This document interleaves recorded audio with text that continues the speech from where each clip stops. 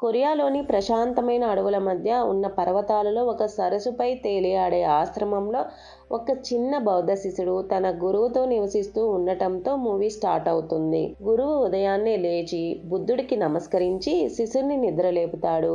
వాళ్ళు ప్రతిరోజు వ్యాయామం చేయడానికి ఆకులు మూలికల కోసం కాలినడకన అడవిలోకి వెళ్తూ ఉంటారు. వీళ్ళు నీటిని దాటడానికి ఒక చిన్న పడవని ఉపయోగిస్తారు. 4 వైపుల నుంచి నీళ్లు ఉండటంతో బయటికి వెళ్ళడానికి ఒక డోర్ ఉంటుంది. అక్కడి నుంచి వీళ్ళు అడవిలోకి వెళ్ళి వస్తూ ఉంటారు. గురువు ఆకులు మూలికల గురించి శిష్యుడికి వివరిస్తాడు. ఆ పిల్లాడి దగ్గర ఒక చిన్న కుక్క పిల్ల ఉంటుంది. అతను రోజు దానితో ఆడుకుంటూ ఉంటాడు. ఒకరోజు గురుడు శిష్యుడు ఇద్దరూ పడవలో వెళ్తారు. గురువు భిక్షాటన చేయడానికి వెళ్తాడు. శిష్యుడు ఆడుకోవడానికి వెళ్తాడు. ఆడుకుంటూ ఒక చేపకు దారం కట్టి ఆ దారంకు చిన్న రాయి కట్టి వదిలేస్తాడు. అది రాయితో ఈదలేక అవస్థ పడుతూ ఉంటుంది. అది చూసి ఆ పిల్లాడు ఆనందపడతాడు. కప్పను పామును కూడా అదే విధంగా రాయి కట్టి వదిలేస్తాడు. వాటి అవస్థను అర్థం చేసుకునే వయసు లేనందున నవ్వుతూ గెంతులు వేస్తూ ఉంటాడు.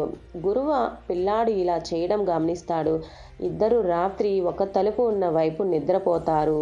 ఇక్కడ తలుపు మాత్రమే ఉంటుంది, గోడలు ఉండవు. గురువు ఒక రాయికి తాడు కట్టి అది పిల్లాడి వీపుకు కట్టి పడుకుంటాడు. ఉదయాన్నే లేచి శిష్యుడు దాన్ని మోయలేక నడవడానికి చాలా ఇబ్బంది పడుతూ ఉంటాడు. ఆ రాయిని తీయమని గురువుని అడుగుతాడు. గురువు, నిన్న నువ్వు ఇలాంటి పనే చేశావు కదా, మూగజీవాలను హింస పెట్టావు. అవి చచ్చిపోతే అది ఎప్పుడు నీ మనసును కలిచివేస్తుంది.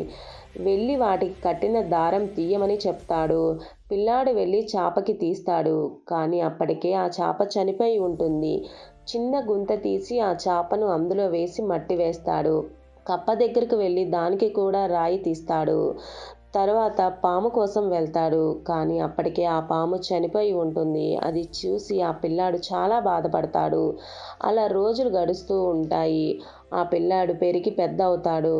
ఒకరోజు 2 పాములు పెనవేసుకోవడం చూస్తాడు. అతని మనసులో కూడా ఆ కోరిక కలుగుతుంది. తర్వాత బుద్ధుని విగ్రహం మీద ఎక్కి చూస్తూ ఉంటాడు.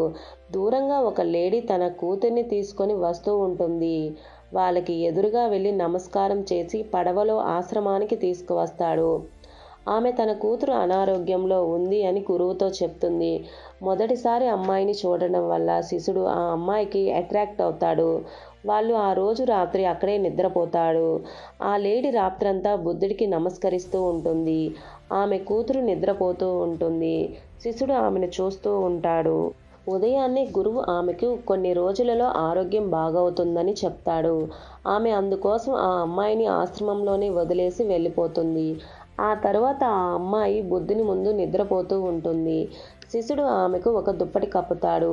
ఆమెను చూసి ఆగలేక ఆమె బ్రెస్టుని టచ్ చేస్తాడు. ఆ అమ్మాయి లేచి లాగి కొడుతుంది.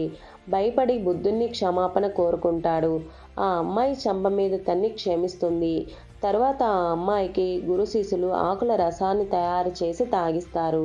ఆమె ఆరోగ్యం మెల్లగా మెరుగవుతూ వస్తుంది. తర్వాత తిరగటానికి అడవిలోకి తీసుకొని వెళ్తాడు. అక్కడ ఆమె నీళ్ళల్లో ఆడుకుంటూ ఉంటుంది. శిష్యుడు ఆమెను బండ మీద పాకుతూ చూస్తూ ఉంటాడు. అలా చూస్తూ జారి ఆమె ముందు పడిపోతాడు. మళ్ళీ ఆమెను తాకే ప్రయత్నం చేస్తాడు. ఆ అమ్మాయి నీళ్ళలోకి తోసేస్తుంది. తర్వాత రోజు ఆ అమ్మాయి కూర్చొని ఉంటుంది. శిష్యుడు పడవలో సరదాగా రౌండ్లు తిరుగుతూ ఉంటాడు. ఉన్నట్టుండి నీళ్ళల్లోకి దూకేస్తాడు. పైకి రాకపోవడంతో ఆ అమ్మాయి ఆశ్రమం బెంచ్ చివర కూర్చొని చూస్తూ ఉంటుంది. ఈలోగా శిష్యుడు నీటిలో నుంచి పైకి లేచి ఆమెను నీటిలోకి లాగేస్తాడు. తర్వాత ఇద్దరు అదే పడవలో ఎక్కి అడవిలోకి వెళ్ళిపోతారు. ఇద్దరు ఇంటిమేట్ కూడా అవుతారు. తిరిగి ఆశ్రమానికి వచ్చేస్తారు. నైట్ నిద్రపోతూ కూడా ఆ అమ్మాయిని చూస్తూనే ఉంటాడు. లేచి ఆ అమ్మాయి దగ్గరికి వెళ్ళి పడుకుంటాడు. ఇద్దరు చాలాసార్లు బయటకు వెళ్ళి ఇంటిమేట్ అవుతూ ఉంటారు. ఇవేమీ కూడా గురువుకు తెలియదు. అయితే ఒకరోజు నైట్ అడవిలోకి వెళ్ళి పడవలో డ్రెస్ లేకుండా ఇద్దరు పడుకొని ఉంటారు. అది గురువు చూస్తాడు. ఆ పడవను లాగి అందులో ఉన్న క్యాప్ని తీసేసి లోపలికి వెళ్ళిపోతాడు. క్యాప్ తీయడం వల్ల పడవలోకి నీళ్లు వచ్చేస్తాయి. ఇద్దరు మేలుకొని గురువు దగ్గరికి వెళ్ళి క్షమాపణ కోరుకుంటారు. గురువుకు మీ తప్పు ఏం లేదు అంటాడు. ఆ అమ్మాయితో ఇప్పుడు నీ ఆరోగ్యం బాగానే ఉంది కదా అని అడుగుతాడు. అవును అని సమాధానం ఇస్తుంది. గురువు ఇంకా ఆ అమ్మాయిని నువ్వు వెళ్ళిపోవాలని చెప్తాడు. తన శిష్యుడికి కామం ఒకరిని సొంతం చేసుకోవాలని ప్రేరేపిస్తుంది. అందుకోసం హత్యలు కూడా చేయడానికి ప్రలోభ పెడుతుంది. గుర్తుపెట్టుకో అని హెచ్చరిస్తాడు. ఆ అమ్మాయిని తీసుకొని డోర్ అవతల వదిలేస్తాడు. శిష్యుడు బుద్ధుడికి దండం పెట్టుకుంటూ ఉంటాడు. ఆ అమ్మాయి వెళ్ళిపోతుంటే చూసి చాలా బాధపడతాడు. రాత్రి గురువు నిద్రపోతున్న టైంలో బుద్ధుని విగ్రహం తీసుకొని శిష్యుడు ఆశ్రమాన్ని వదిలి వెళ్ళిపోతాడు. గురువు తన ఆనందానికి అడ్డుపడుతున్నాడని భావించి ఆ అమ్మాయి దగ్గరకు వెళ్ళిపోతాడు. శిష్యుడు వెళ్ళడం చూసి కూడా గురువు అతన్ని ఆపాలి అనుకోడు. అలా రోజులు గడిచిపోతాయి. గురువు ముసలోడవుతాడు.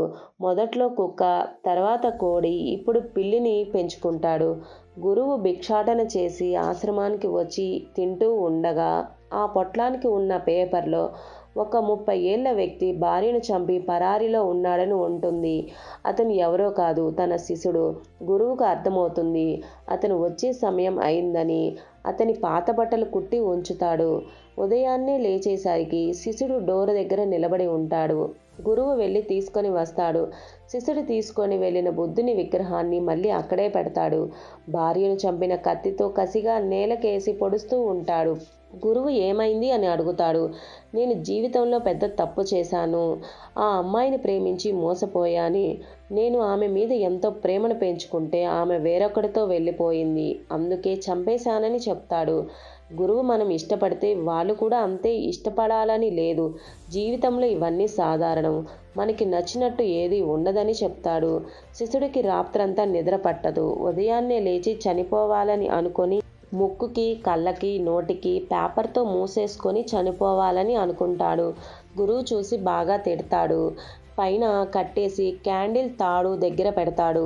జీవితం విలువ తెలుసుకునే అవకాశం ఆ కాస్త సమయం, అంటే క్యాండిల్ తాడును కాల్చేసే సమయం. అది దాటాక తాడు నుంచి విడిపించుకున్నట్లే జీవితంలో అన్ని కష్టాలు, బాధలు, సంతోషాలు అనుభవించాక ప్రశాంతమైన జీవితం లభిస్తుంది అని అర్థం.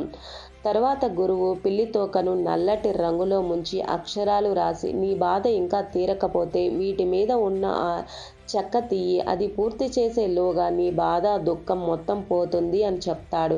కొంచెం సేపు తర్వాత పోలీసులు శిష్యుని కోసం వస్తారు. హత్య చేసినందుకు తీసుకుని వెళ్తాము అంటారు. గురువు వాళ్ళకి అతని పని పూర్తి చేసే వరకు సమయం ఇవ్వండి అని అంటాడు. వాళ్ళు దానికి అంగీకరించి రాత్రి అక్కడే ఉంటారు. అన్ని అక్షరాలు పూర్తి చేసి శిష్యుడు అక్కడే నిద్రపోతాడు.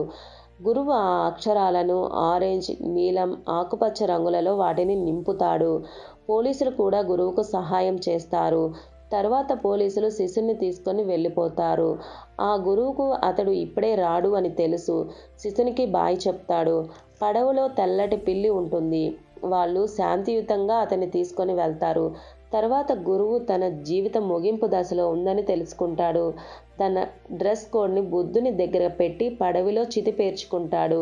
క్యాండిల్ వెలిగించి పడవ క్యాప్ ఓపెన్ చేసి ముక్కు, కళ్ళు, నోరు పేపర్తో మూసుకొని చనిపోతాడు. చనిపోయే సమయంలో గురువు కంటి నుంచి నీళ్లు వస్తాయి. తన శిష్యుడు గుర్తుకు వస్తాడు. ప్రపంచంలో ఎవరూ శాశ్వతం కాదు అని. ఆ పడవ కింద నుంచి ఒక పాము వస్తుంది. అది బుద్ధుడి విగ్రహం ముందు ఉన్న గురువు బట్టల దగ్గర కూర్చొని ఉంటుంది. అది గురువు మళ్ళీ ప్రాణం పోసుకున్నాడు. అలా రోజులు గడిచిపోతాయి. ఎవరూ లేక ఆశ్రమం బోసిపోతుంది. ఆ ప్రాంతం అంతా మంచుతో కప్పబడి ఉంటుంది. మధ్య వయసులో ఉన్న శిష్యుడు మళ్ళీ తిరిగి తన సొంత ఆశ్రమానికి వస్తాడు. పడవలో ఉన్న గురువు సమాధి తవ్వి పళ్ళను సేకరించి వాటిని ఒక ఎర్రటి గుడ్డలో చుట్టి మంచుగడ్డతో ఒక బుద్ధుని విగ్రహం తయారు చేసి ఈ గురువు పళ్ళ ఉన్న ఎర్రటి మూటను అందులో పెడతాడు. ఈ విగ్రహం ఆశ్రమంలో పెట్టి నమస్కరిస్తూ ఉంటాడు. నీళ్ల కోసం ఒక గుంతను కూడా చేస్తాడు. ముఖం కడుక్కునే ఆశ్రమంలోకి వెళ్తాడు. అయితే అక్కడ ఒక పుస్తకం దొరుకుతుంది. అందులో ఉన్న వ్యాయామాలు కూడా చేస్తాడు. కొన్ని రోజుల తర్వాత ఒక లేడీ ఒక పిల్లాన్ని ఎత్తుకొని ముఖానికి ముసుగు చుట్టుకొని ఆశ్రమానికి వస్తుంది. అయితే రాత్రి అక్కడే పడుకొని ఉండగా ఆమె పిల్లాన్ని ఆశ్రమంలో వదిలేసి వెళ్ళిపోతుంది. వెళ్తూ చీకటిలో చూసుకోకుండా అతను నీటి కోసం తవ్విన గుంతలో పడిపోతుంది. ఉదయాన్నే పిల్లాడు లేచి ఏడుస్తూ ఆమె పడిపోయిన గుంత దగ్గరికి వస్తాడు.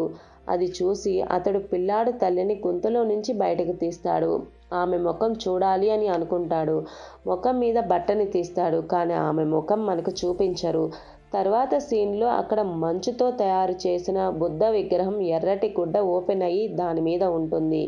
అతనికి ఈ తప్పు నా వల్లే జరిగిందని మనసులో బాధతో గుండె పరువెక్కిపోతుంది. ఎందుకంటే ఆ గుంత తవ్వింది తానే కాబట్టి.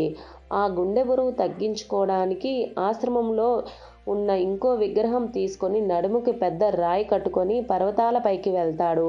నడుముకు రాయి కట్టుకొని వెళ్ళేటప్పుడు చిన్నప్పుడు చేప, కప్ప, పాము ఎంత కష్టపడ్డాయో, వాటిని ఎంత బాధ పెట్టానో గుర్తు చేసుకుంటాడు. పైకి వెళ్ళి దాన్ని అక్కడ ఉంచి ప్రార్థిస్తూ ఉంటాడు.